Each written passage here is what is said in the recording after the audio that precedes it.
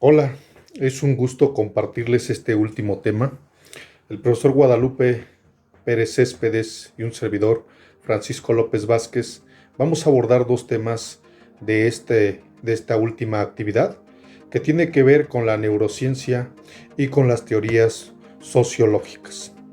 Para esto, comentar que el término neurociencia refleja la naturaleza interdisciplinaria de la moderna investigación del cerebro.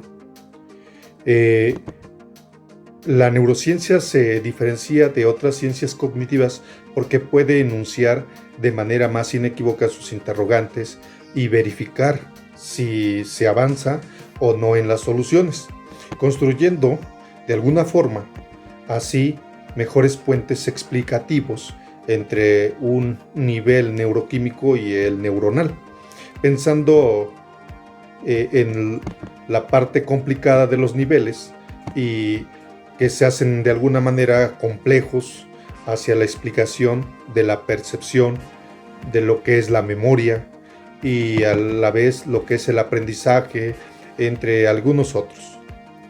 En sí, entonces, ¿qué es la neurociencia?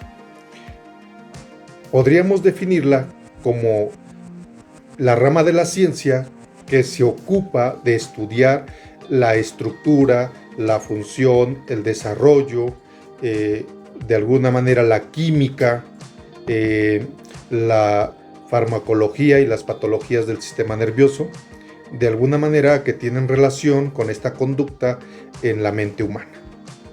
Al tener este carácter, ¿sí?, multidisciplinario, entonces la neurociencia aporta algunos conocimientos importantes relativos de nuestro, que tiene que ver con los procesos que tiene nuestro cuerpo, y así los investiga. ¿Qué es lo que investiga entonces? Los neurotransmisores y su aparición en la formación de conducta, algunos mecanismos biológicos relacionados con el aprendizaje, funciones y estructura de elementos vinculados a la memoria y a la percepción, estructura y funcionamiento de la conciencia, las redes neuronales, aspectos genéticos del desarrollo, ¿sí? Son algunos de los que aborda de esta forma. Es decir, que esta ciencia vincula la actividad del cerebro con la psiquis y el comportamiento del hombre a partir del estudio molecular, ¿sí? Entonces, y no nada más en el aspecto molecular, también en el aspecto principal, que es lo neuronal, en el aspecto conductual y hasta en lo cognitivo. Entonces, la educación tiene que ver con la mejora del aprendizaje al tiempo que la neurociencia se refiere a la comprensión de los procesos, ¿sí?, mentales relacionados con los aprendizajes del ser, ¿sí? La investigación en el campo de esta neurociencia sugiere que los resultados de los aprendizajes están determinados no solamente por el entorno, por los factores biológicos, sino que en cierta forma juegan un papel muy importante a la hora de explicar las distintas capacidades de aprendizaje en diferentes individuos o en diferentes personas, mediante la toma de consideraciones, mediante los factores biológicos. De alguna forma, la investigación ha permitido comprender ciertas dificultades que de alguna forma son específicas y que afectan al aprendizaje, tales ya muy claras como la dislexia o la discalculia, al mismo tiempo que la neurociencia está descubriendo porque algunos tipos de aprendizaje son más gratificantes que otros. Nuestra respuesta adaptativa al estrés y a la diversidad se conoce también como resiliencia, ¿sí?, y se puede desarrollar mediante la educación con efectos a largo plazo a través de la vida hasta edades ya muy avanzadas. Tanto en esta adquisición de conocimiento como en el término o en el dominio del autocontrol facilitan el aprendizaje futuro. La neurociencia entonces juega un papel clave en la investigación de los medios para estimular las capacidades del cerebro. Así que, pues, el campo emergente de este tema de la neurociencia educativa es y presenta tantas oportunidades como a la vez también riesgos en lo que se refiere a la parte educativa.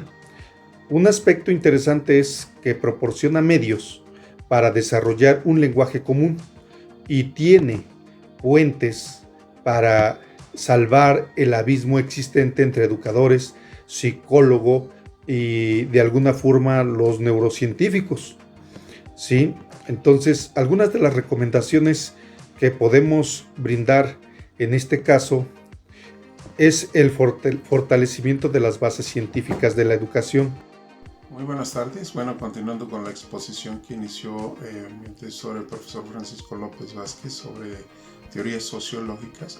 Bueno, él abordó un poquito sobre las implicaciones de la neuroeducación, bueno, aunado a un poquito a las teorías sociológicas, bueno, como seres y entes que formamos parte de una sociedad. Bueno, en este caso me toca hablar un poquito de teorías sociológicas, teorías economicistas, entre otras. Bueno, yo quisiera comenzar con la teoría que tiene que ver con el funcionalismo, donde se dice que en esta se cumplen pues algunas normas, algunas metas básicas que permiten la supervivencia de nosotros como seres humanos razonables, ¿no?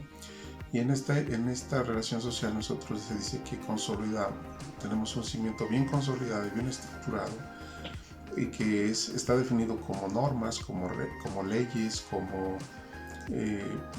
cuestiones políticas y pues instituciones y organizaciones que conforman a este funcionalismo social como un todo, ¿no?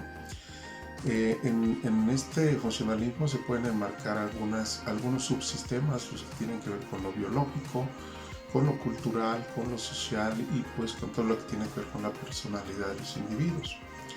Por otro lado tenemos a la teoría de la reproducción, que dice que en esta teoría, bueno, nosotros estamos enmarcados comúnmente en procesos de adoctrinamiento, lo que implica a veces que nosotros mismos renunciemos a nuestra propia cultura e incluso a nuestros propios estilos de vida, ¿no?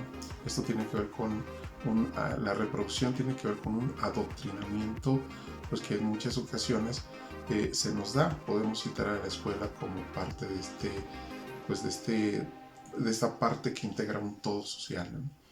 Entre otras teorías sociológicas tenemos la que tiene que ver con la resistencia. Bueno, dentro de este mismo ejemplo del adoctrinamiento, por ejemplo, pudiéramos decir que la resistencia tiene que ver con una conducta de oposición a la lógica de subordinación. Por ejemplo, cuando estamos en una clase, pues muchas veces lo que hacemos es escuchar y comprender o aprender lo que se nos está dando, independientemente de que nosotros estemos pensando que eso no puede ser así o no es así. Bueno, de ahí nos vamos un poquito a lo que tiene que ver con teorías economicistas. Bueno, nosotros se dice que formamos parte de un capital humano y que bueno, en este se propicia principalmente un desarrollo obviamente y un crecimiento totalmente económico, como ya lo había dicho, donde pues los factores principales es la educación, y a su vez esta educación nos enmarca como en un mundo de capacitación y que nos lleva a estas metas, ¿no? A lo que tiene que ver con la economía principalmente. Somos un capital humano, por así decirlo, como ya lo decía la teoría, pero que debemos estar enmarcados para lograr esta idea, ¿no? Que tanto factor educación y factor de capacitación nos lleva a consolidar. Bueno, en esta misma podemos encontrar la teoría de sistemas, la que tiene que ver con una conformación de un todo, pero que incluye sus partes, ¿no? podríamos dar un ejemplo, por ejemplo, un ejemplo estricto de un pastel, ¿no? Si yo anexo la harina, la misma harina tiene una conformación específica, el azúcar tiene otra composición específica, y así nos podemos ir desmenuzando cada uno de esos componentes de tal manera que al juntarlos formulan como un todo y pues de muy buena calidad, ¿no? Esto tiene que ver con una teoría, bueno, de sistemas.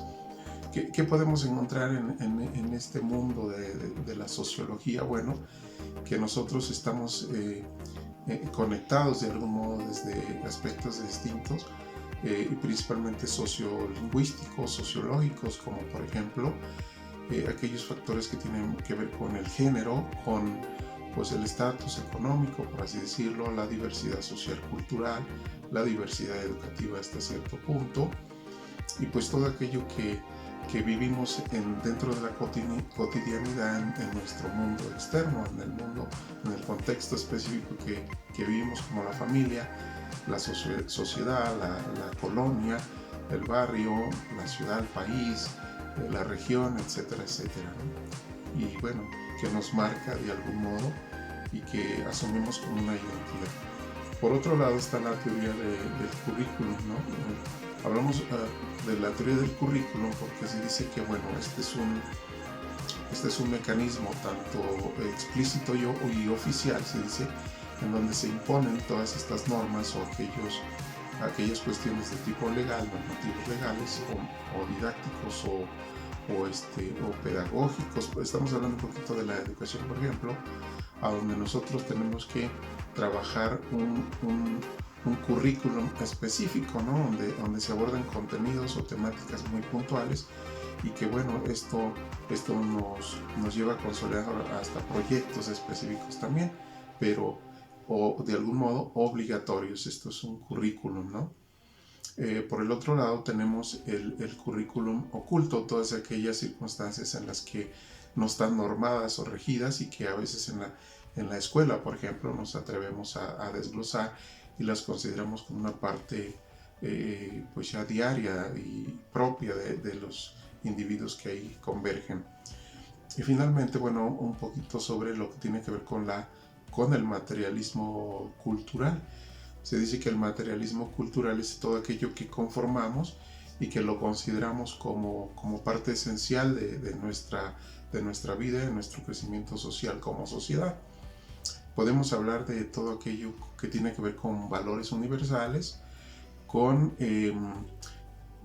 las leyes que se decretan conforme avanzamos como sociedad y que le damos una intención y una utilidad.